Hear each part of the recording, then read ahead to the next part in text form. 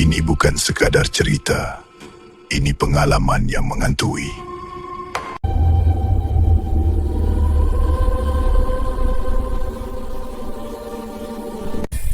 Lorong ini sunyi. Tiada siapa berani lalu waktu malam.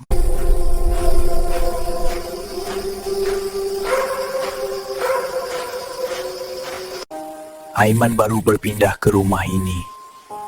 Sejak malam pertama, dia rasa ada yang memerhati.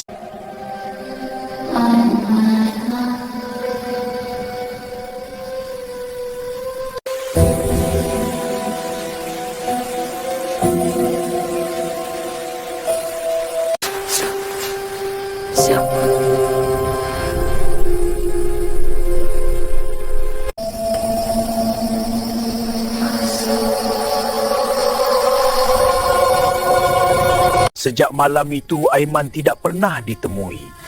Dan rumah di hujung lorong tidak lagi gelap. Jika terdengar sesuatu selepas video ini, jangan berpaling.